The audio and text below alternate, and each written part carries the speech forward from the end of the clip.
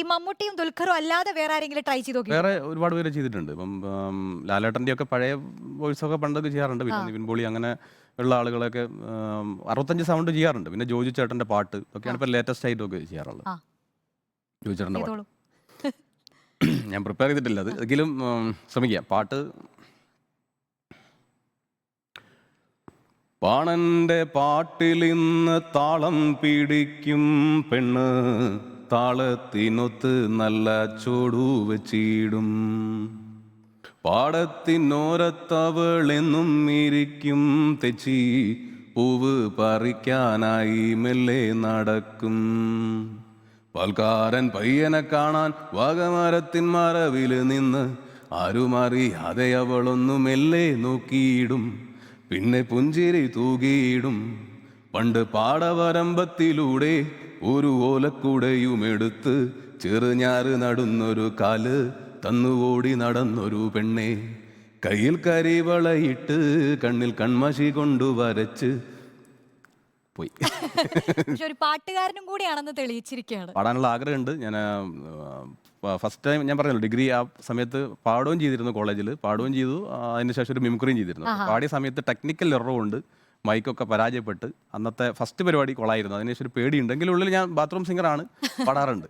പിന്നെ മിമിക്രിയിൽ കൂടുതൽ കോൺസെൻട്രേറ്റ് ചെയ്യുന്നു. ഈ മമ്മൂട്ടിയുടെ ശബ്ദത്തിന്റെ പ്രത്യേകത ബാസ അതല്ലേ പറയാറ് എല്ലാവരും? ഒരു മിമിക്രി കാരൻ എന്നുള്ള നിലയ്ക്ക് എന്താണ് മമ്മൂട്ടിയുടെ ശബ്ദത്തിന്റെ പ്രത്യേകത? എന്താ? മമ്മൂക്കയുടെ ശബ്ദത്തിൽ ബാസും ഉണ്ട്, ബേസും ഉണ്ട്. പിന്നെ ഈ മനുഷ്യന്റെ ശബ്ദം ഓരോ സിനിമയിലും വ്യത്യസ്തമാണ്. നമ്മൾ എല്ലാ സിനിമയിലും മമ്മൂക്കയുടെ ഓരോ സിനിമയിലും ഓരോ ശബ്ദമുണ്ട്. ശ്രദ്ധിച്ച് നോക്കിയാൽ മനസ്സിലാക്കാൻ പറ്റും. പല ക്യാരക്ടേഴ്സിന് പുള്ളി കൊടുക്കുന്ന മോഡൽ, ചിലതിന് ബേസ് ഇല്ലാത്ത ശബ്ദങ്ങൾ കൊടുത്ത ക്യാരക്ടേഴ്സും ഉണ്ട്. ഇപ്പം എനിക്ക് കുഞ്ഞനന്തൻ്റെ കട എന്ന് അടങ്ങുന്ന സിനിമയിലൊക്കെ, അല്ലെങ്കിൽ അങ്ങനത്തെ സിനിമകളിലൊക്കെ പല തരത്തിലുള്ള ശബ്ദങ്ങളാണ് കൊടുത്തിട്ടുള്ളത്. മെയിൻലി നല്ല ബേസ് വന്ന പടം ബിഗ് ബി ആണ്. എൻ്റെ പാപ്പായ ദുബായിലായിരുന്നു, ഒന്ന് കാണാൻ വന്ന, ഇവിടെ റോട്ടി കിടന്ന ഞങ്ങളുടെ അമ്മ മേരി ജോൺ കുരിശെങ്കിലും മരിച്ചത്. നീയൊന്നും അറിയാണ്ട് ഒരു പണിയും നടക്കില്ലെന്നറിയാം. പറ, പണിയും കഴിഞ്ഞ അടുത്ത വിമാനത്തിൽ ബാപ്പാക്ക് ദുബായിക്ക് വേണ്ടതാണ്. കൊച്ചി വഴി കൊച്ചിയിലെന്നറിയാം, പക്ഷേ ബിലാൽ വഴി ബിലാൽ തന്നെയാണ്. കുറച്ചുകൂടി നമുക്ക് മൈക്ക് ചെയ്യുമ്പോഴാണ് നമുക്ക് ആദ്യമായിട്ടാണ് ഇങ്ങനെ ചെയ്യുന്നത്. ഇനി കുടുംബം, നാട്, ഇനിയുള്ള പ്രതീക്ഷകൾ അതൊക്കെ ഒന്ന് പറയൂ പ്രേക്ഷകരുടെ. നാട് കോഴിക്കോട് ജില്ലയിലെ തൊട്ടിൽപ്പാലം എന്ന് പറയുന്ന മനോഹരമായിട്ടുള്ളൊരു ഗ്രാമമാണ്.